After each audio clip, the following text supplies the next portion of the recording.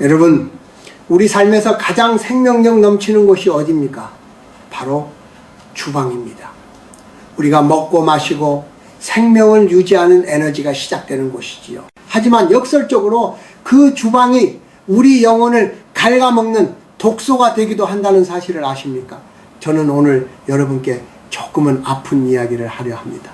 잠을 못 이루는 당신의 머리맡이 아니라 당신이 매일 음식을 만들고 물을 마시는 그 주방을 돌아보라고 말입니다. 한국 사람들은 유독 정신에 약하고 물건을 버리는 것을 죄악시하는 경향이 있습니다. 전란의 아픔을 겪고 보릿고개를 넘겨온 우리 부모님 세대에게 물건이란 곧 생존이었습니다. 그래서 언젠가는 쓸 때가 있겠지.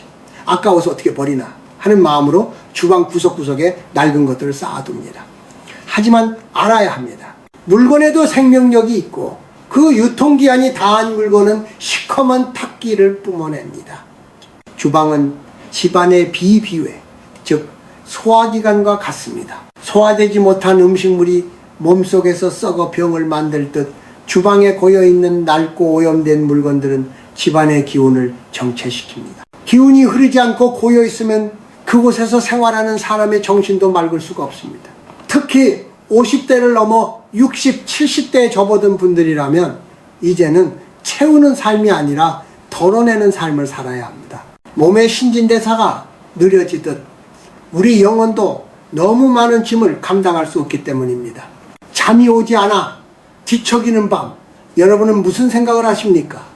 대개는 지나간 일에 대한 후회나 다가올 일에 대한 불안일 것입니다. 그런데 그 불안의 실체를 따라가 보면 결국 소유에 대한 집착과 연결되어 있습니다. 내가 가진 것을 잃을까봐 혹은 더 가지지 못할까봐 생기는 마음이지요. 주방에 쌓인 잡동사니들은 바로 그 집착의 결정체입니다. 입지도 않는 옷은 옷장에 숨길 수 있고 읽지 않는 책은 서재에 꽂아둘 수 있지만 매일 입으로 들어가는 음식을 다루는 주방의 물건들은 우리 생명 에너지에 직접적인 영향을 미칩니다. 여러분, 잠이라는 것은 일종의 작은 죽음입니다.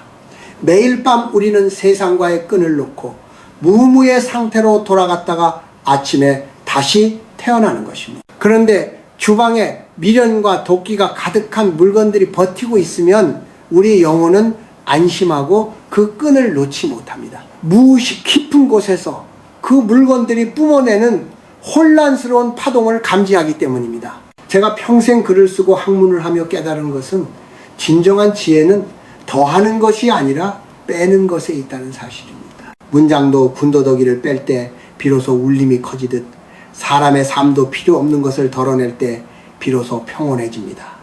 불면의 밤을 보내는 당신에게 묻고 싶습니다. 당신의 주방에는 혹시 당신의 영혼보다 더 무거운 물건들이 자리를 차지하고 있지는 않습니까? 이제부터 제가 말씀드릴 3가지 물건을 오늘 당장 확인해 보십시오. 그것들은 단순히 낡은 물건이 아닙니다. 당신의 잠을 훔쳐가고 당신의 노년을 고단하게 만드는 보이지 않는 도둑들입니다. 이것들을 비워내는 순간 당신의 주방에는 맑은 바람이 불 것이고 그 바람은 당신의 침실까지 이어져 비로소 깊은 단잠을 선물할 것입니다. 비움은 상실이 아닙니다. 새로운 생명을 받아들이기 위한 거룩한 준비입니다. 자, 이제 저와 함께 당신의 주방으로 걸어가 보시겠습니까? 그곳에서 당신의 잠을 방해하는 것들을 하나씩 골라내 봅시다. 주방으로 걸어 들어가 찬장을 한번 열어보십시오. 그곳에는 우리가 수십 년간 가족의 끼니를 챙기며 함께 해온 수많은 그릇이 있을 겁니다. 그런데 유독 눈에 밟히는 것이 있지 않나요? 테두리가 살짝 깨져나간 밥그릇, 언제 생겼는지 모를 실금이가 있는 접시, 혹은 손잡이가 덜렁거리는 낡은 컵들 말입니다. 한국의 부모님들은 참으로 검소하십니다. 이 정도면 아직 쓸만하다, 안쪽은 멀쩡하니 괜찮다며 그것들을 참아 버리지 못하고 구석에 밀어 넣어두곤 하시지요. 하지만 여러분, 그것이 바로 당신의 잠을 깨우는 첫 번째 흉물이라는 사실을 아셔야 합니다. 그릇은 단순히 음식을 담는 도구가 아닙니다. 동양의 철학에서 그릇은 곧 인간을 상징합니다. 우리는 사람의 됨됨이를 보고 그릇이 크다 혹은 그릇이 작다 라고 말하지 않습니까? 즉 그릇은 우리 자신의 투영이자 우리가 세상으로부터 받는 복습을 담는 그릇이기도 합니다. 그런데 그 그릇에 이가 빠지고 금이 갔다는 것은 무엇을 의미할까요? 그것은 곧 상처입니다. 깨진 그릇에 음식을 담아 먹는 행위는 매일같이 자신의 무의식에 상처난 에너지를 주입하는 것과 같습니다. 우리가 음식을 먹는다는 것은 그 식재료의 영양분만 섭취하는 것이 아니라 그 음식을 담고 있는 공간의 기운을 함께 마시는 것입니다. 이가 빠진 그릇은 그 틈새로 생명력을 흘려보냅니다. 아무리 귀하고 좋은 음식을 차려내도 그릇이 온전치 못하면 그 정성은 반감되고 맙니다. 노년의 불면증은 종종 채워지지 않는 허기에서 옵니다. 열심히 살았는데 왜 내 마음은 늘 공허할까? 왜 잠자리에 누우면 서글픈 생각이 들까? 그것은 당신이 매일 마주하는 그릇들이 당신에게 너는 부족하다, 너는 깨진 존재다 라는 암시를 끊임없이 보내고 있기 때문일지도 모릅니다. 물리학적으로 보아도 그렇습니다. 금이 간 도자기나 유리는 그 틈새로 세균이 번식하기 쉽고 미세한 파편이 음식에 섞일 수도 있습니다. 하지만 더 무서운 것은 시각적 독소입니다. 우리 뇌는 온전하지 못한 형태를 볼 때 무의식적인 불안감을 느낍니다. 깨진 것은 불길하다는 조상들의 말씀은 미신이 아닙니다. 사물의 질서가 무너진 것을 목격할 때 인간의 뇌파는 안정을 잃고 요동치게 됩니다. 낮 동안 그런 부정적인 시각 정보를 주방에서 반복적으로 받아들였는데 밤에 눈을 감는다고 해서 그 불안이 쉽게 가라앉겠습니까? 또한 깨진 그릇을 버리지 못하는 마음 밑바닥에는 결핍에 대한 공포가 깔려 있습니다. 이걸 버리면 나중에 쓸 게 없을까봐 걱정하는 마음 말입니다. 이것은 풍요로운 노년을 가로막는 가장 큰 장애물입니다. 이어령이라는 이름으로 제가 평생 강조해 온 것이 무엇입니까? 디지로그의 세상에서도 변하지 않는 가치는 사물의 본질을 꿰뚫는 것입니다. 그릇의 본질은 담음에 있고 담음의 미덕은 청결과 온전함에 있습니다. 본질을 잃어버린 물건은 이미 물건이 아니라 쓰레기에 불과합니다. 부모님들이 흔히 하시는 말씀 중에 자식들 다 키우고 나니 내 몸은 만신창이가 됐다는 탄식이 있습니다. 맞습니다. 당신의 몸은 가족을 위해 헌신하느라 이리저리 부딪히고 깨진 그릇처럼 되었을지도 모릅니다. 그렇기에 더욱더 주방의 그릇만큼은 온전한 것을 써야 합니다. 당신 스스로를 대접해야 합니다. 이가 빠진 그릇을 과감히 버리는 행위는 나는 이제 상처난 인생을 살지 않겠다, 나는 대접받을 자격이 있는 귀한 존재다라는 선언과도 같습니다. 오늘 당장 신문지를 준비하십시오. 그리고 찬장을 샅샅이 뒤져보세요. 조금이라도 이가 나갔거나 금이 가서 불안해 보이는 것들을 골라내십시오. 그것들을 신문지에 정성껏 싸서 버리며 이렇게 말씀해 보세요. 그동안 고생 많았다. 너도 이제 편히 쉬어라. 나도 이제 나의 상처를 놓아주마. 낡고 깨진 것을 비워낸 그 자리에 여백이 생기면 비로소 집안의 기운이 돌기 시작합니다. 깨진 틈으로 새어나갔던 당신의 복과 잠의 기운이 다시 차오르기 시작할 것입니다.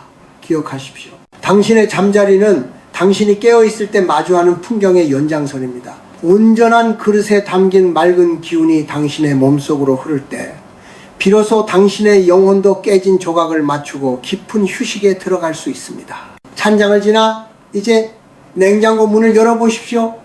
그리고 그 깊숙한 곳을 한번 들여다보시길 바랍니다. 언제 샀는지 기억조차 가물가물한 검은 봉지들, 유통기한이 몇 년은 지난 양념통, 그리고 나중에 찌개에 넣어야지 하며 얼려둔 정체 모를 식재료들이 가득 차 있지는 않습니까?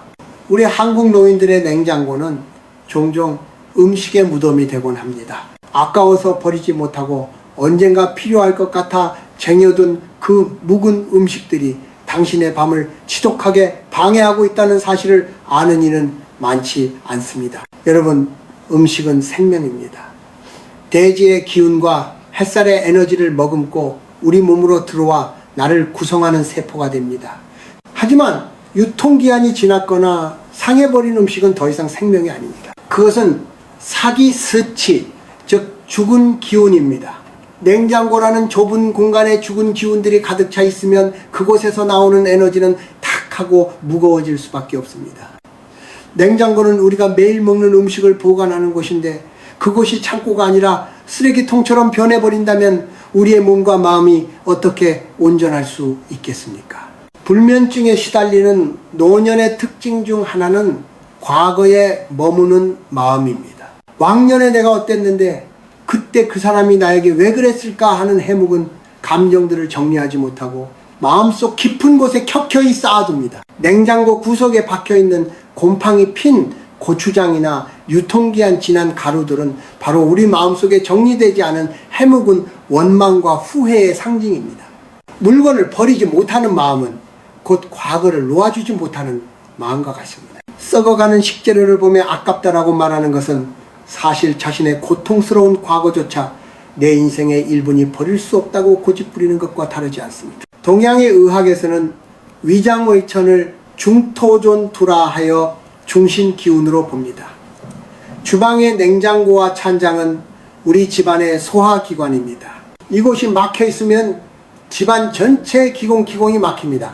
잠이 오지 않는 이유는 에너지가 순환하지 못하고 머리에 고여 있기 때문인데 주방에 쌓인 낡은 양념들이 그 순환을 가로막는 보이지 않는 벽 역할을 합니다. 특히 오래된 양념이나 발효식품이 지나치게 오래되어 변질된 것은 신경계를 자극하는 탁한 파동을 내뿜습니다. 뇌는 잠을 자는 동안 정화작용을 해야 하는데 집안의 공기 속에 섞인 이런 정체된 기운들이 뇌의 휴식을 방해하는 것입니다. 제가 만난 많은 어르신은 먹을 게 없던 시절을 살아서 도저히 못 버리겠다고 하십니다. 그 마음을 왜 모르겠습니까? 저 또한 그 배고픈 시대를 통과해온 사람입니다. 하지만 그때의 결핍을 보상받으려고 지금의 내 공간을 죽은 물건으로 채우는 것은 스스로를 학대하는 일입니다. 이제는 생존의 시대가 아니라 생명의 시대를 살아야 합니다. 생명은 흐르는 것이고 흐르기 위해서는 낡은 것이 길을 비켜주어야 합니다. 유통기한이 지난 양념을 버리는 행위는 단순히 청소를 하는 것이 아니라 당신의 인생에서 이미 끝난 일들을 작별하는 의식입니다. 지금 바로 냉장고 안에 모든 물건을 밖으로 꺼내보십시오. 그리고 냉정하게 선을 그으십시오. 유통기한이 단 하루라도 지났다면 혹은 냄새를 맡았을 때 신선한 생명력이 느껴지지 않는다면 과감하게 비워내십시오. 아직 먹을 수 있을 것 같은데 라는 미련이 들 때마다 스스로에게 속삭여야 합니다. 내 몸은 쓰레기통이 아니다. 나는 가장 신선하고 맑은 기운만을 받을 자격이 있다. 주방의 양념통들을 깨끗이 닦고 꼭 필요한 것들만 정갈하게 놓아두십시오. 그렇게 비워진 공간에는 맑은 공기가 들어차기 시작합니다. 냉장고 안이 환해지면 당신의 마음 한구석도 환해지는 것을 느낄 것입니다. 저녁에 물 한 잔을 마셔도 그 맛이 달라질 것입니다. 정체된 에너지가 사라진 주방은 비로소 당신의 영혼을 안심시킵니다. 이제 다 정리되었구나. 이제는 쉬어도 되겠구나. 이 안도감이 당신의 뇌로 전달될 때 비로소 당신은 어린아이 같은 깊고 평온한 잠의 세계로 들어갈 수 있을 것입니다. 낡은 고집을 버리듯 낡은 음식을 비워내십시오. 그것이 당신의 노년을 지키는 길입니다. 이제 마지막으로 당신의 싱크대 아래와 찬장 구석을 살펴볼 차례입니다. 그곳에 산더미처럼 쌓인 비닐봉지, 색이 변하고 냄새가 밴 플라스틱 밀폐 용기, 그리고 언젠가 배달 음식을 시켜 먹고 남겨둔 일회용 수저들이 가득하지 않습니까? 다음에 쓸모가 있겠지 하며 모아둔 그 무생물적인 존재들이 당신의 주방을 그리고 당신의 밤을 어떻게 질식시키고 있는지 말씀드리고자 합니다. 여러분, 인류의 역사에서 플라스틱만큼 편리하면서도 생명력 없는 물질은 없습니다. 흙으로 빚어 구운 옹기나 나무로 깎은 그릇은 숨을 쉽니다. 자연에서 와서 자연으로 돌아가는 생명의 순환 속에 있지요. 하지만 플라스틱은 다릅니다. 그것은 썩지 않고 변하지 않으며 죽어있는 채로 영원히 존재하려 합니다. 이런 죽은 물질들이 당신의 주방을 점령하고 있다는 것은 생명의 에너지가 흘러야 할 공간에 무기질의 벽을 세워둔 것과 같습니다. 노년에 접어들면 우리는 자연스럽게 흙의 기운과 가까워져야 합니다. 그래야 마음이 편안해지고 잠자리가 안온해집니다. 그런데 현대인의 주방은 너무나 많은 플라스틱으로 채워져 있습니다. 특히 오래되어 표면이 긁히고 불투명해진 플라스틱 용기들은 미세한 독성 물질뿐만 아니라 정신적인 권태를 뿜어냅니다. 그것들을 바라보는 것만으로도 우리의 무의식은 피로함을 느낍니다. 저걸 언제 다 정리하나, 저걸 다 써야 하는데 하는 보이지 않는 압박감이 우리를 짓누르는 것이지요. 불면의 밤을 보내는 분들의 특징 중 하나는 비워내지 못하는 불안입니다. 서랍 속에 가득 찬 비닐봉지 뭉치들을 보십시오. 그것은 사실 당신의 불안의 크기입니다. 미래에 무언가 부족할까봐, 혹은 내가 가진 것을 잃게 될까봐 생기는 그 근원적인 공포가 주방 구석의 잡동사니로 나타나는 것입니다. 하지만 역설적이게도 그 물건들이 많아질수록 당신의 영혼은 더 가난해집니다. 물건이 공간을 차지할수록 사람이 숨 쉴 공간은 줄어들기 때문입니다. 제가 평생을 기호학과 언어를 연구하며 느낀 것은 우리 주변의 사물들이 우리에게 끊임없이 말을 걸고 있다는 사실입니다. 정갈한 도자기는 당신은 귀한 사람입니다 라고 말하지만, 아무렇게나 쌓인 일회용 플라스틱은 당신은 대충 살아도 되는 사람입니다 라는 비루한 메시지를 던집니다. 매일 밤 그런 무가치한 메시지들에 둘러싸여 있는데 어떻게 고귀한 영혼의 휴식인 잠을 이룰 수 있겠습니까? 잠은 영혼의 탈출이자 여행입니다. 그런데 주방에 가득한 무표정한 플라스틱과 쓸모없는 비닐들이 당신의 발목을 붙잡고 있습니다. 그것들은 무겁고 탁한 기운을 형성하여 당신의 집안 공기를 정체시킵니다. 내 집인데 왜 이렇게 답답할까? 라고 느낀다면 그것은 당신이 소유한 물건들이 당신의 기운을 빨아들이고 있기 때문입니다. 소유가 곧 감옥이 된 셈이지요. 이제 용기를 내어 그 서랍을 여십시오. 배달 음식과 함께 온 일회용품들, 뚜껑이 맞지 않는 플라스틱 통들, 수년간 쓰지 않은 낡은 비닐들을 모두 끄집어내십시오. 그리고 그것들을 비우며 당신의 마음속에 있는 결핍의 공포도 함께 던져버리십시오. 빈 공간이 생기는 것을 두려워하지 마십시오. 그 빈 공간이야말로 당신의 영혼이 춤추고 맑은 기운이 흐를 수 있는 통로입니다. 이어령의 서재에 책이 많다고들 하지만 저는 항상 버리는 연습을 게을리하지 않았습니다. 지식도 쌓아두기만 하면 독이 되듯이 물건도 마찬가지입니다. 특히 노년의 주방은 가벼워야 합니다. 그래야 아침에 일어났을 때 몸이 가볍습니다. 무거운 플라스틱 숲에서 벗어나 흙과 나무, 그리고 정갈한 여백이 있는 주방을 만드십시오. 비워진 서랍을 보며 이제야 살 것 같다는 단성이 나온다면 당신은 이미 치유의 길에 들어선 것입니다. 그 가벼워진 마음이 오늘 밤 당신을 포근한 잠의 품으로 인도할 것입니다. 소유의 집착을 버릴 때 비로소 진정한 자유와 깊은 안식이 당신의 것이 됩니다. 이제 우리의 여정이 막바지에 다다랐습니다. 주방의 찬장을 정리하고 냉장고의 묵은 기운을 털어내며 무거운 플라스틱 더미를 비워냈습니다. 여러분 지금 마음이 어떠십니까? 혹시 무언가 소중한 것을 잃어버린 듯 허전하십니까? 아니면 짓누르던 짐을 내려놓은 듯 홀가분하십니까? 만약 후자라면 당신은 오늘 밤 비로소 그토록 갈구하던 깊은 잠의 입구에서 계신 것입니다. 노년의 삶은 마치 서산으로 지는 해와 같아서 붙잡으려 할수록 고통만 커집니다. 하지만 지는 해가 아름다운 이유는 무엇입니까? 그것은 자신이 가진 모든 빛을 아낌없이 쏟아내고 빈 하늘을 남겨두기 때문입니다. 우리네 인생도 마찬가지입니다. 50세를 넘고 60, 70세에 이르면 인생의 정점에서 가졌던 그 화려한 욕망과 집착들을 하나 둘 내려놓아야 합니다. 주방을 비우는 것은 그 거룩한 퇴장을 준비하는 연습이자 내 영혼이 머물 공간을 정화하는 의식입니다. 불면증이라는 것은 어쩌면 우리 몸이 보내는 마지막 신호일지도 모릅니다. 당신의 영혼이 너무 무거우니 제발 좀 비워달라는 애처로운 호소 말입니다. 우리는 그동안 너무 많은 것을 먹고 너무 많은 것을 소유하며 너무 많은 감정을 쌓아두고 살아왔습니다. 주방 구석에 박혀있던 그 낡은 물건들은 사실 우리가 참아 버리지 못한 고집과 자존심, 그리고 타인에 대한 미움의 다른 이름들이었습니다. 그것들을 내다 버리는 순간 비로소 우리 마음에 창문이 열리고 맑은 바람이 들어오게 됩니다. 한국인에게 주방은 어머니의 눈물과 가족의 사랑이 서린 성소입니다. 그 성소를 정결하게 유지하는 것은 나 자신을 사랑하는 가장 구체적인 방법입니다. 비워진 찬장의 여백을 보며 그 빈자리가 결핍이 아니라 가능성임을 깨달으십시오. 그 비어있는 공간이 있어야만 내일 아침에 신선한 햇살이 그곳에 머물 수 있고 새로 끓인 맑은 국의 향기가 온 집안을 채울 수 있습니다. 잠 또한 그 여백 사이로 스며드는 법입니다. 꽉 찬 마음에는 잠이 들어설 자리가 없습니다. 여러분께 마지막으로 당부드리고 싶은 것이 있습니다. 물건을 비우는 것에 그치지 말고 잠자리에 들기 전 당신의 입술에서 나오는 언어도 비워내십시오.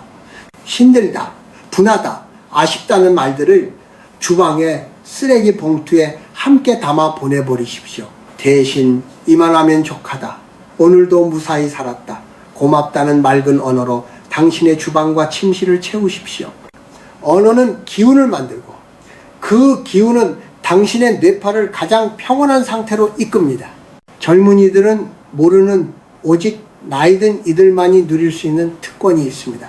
그것은 바로 달관닥관입니다. 사물의 본질을 꿰뚫어보고 덧없는 것에 연연하지 않는 지혜 말입니다. 오늘 우리가 주방에서 촉가낸 그 세 가지 물건들은 당신이 그 달관의 경지로 나아가는데 방해가 되었던 족쇄였습니다. 이제 그 족쇄를 풀었으니 당신의 영혼은 밤하늘의 은하수를 건너 평온한 안식의 땅으로 나아갈 수 있을 것입니다.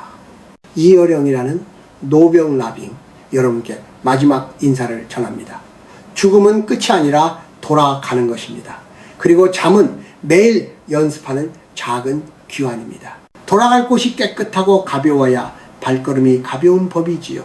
오늘 비워낸 그 여백만큼 당신의 꿈속은 더욱 풍요롭고 평온해질 것입니다.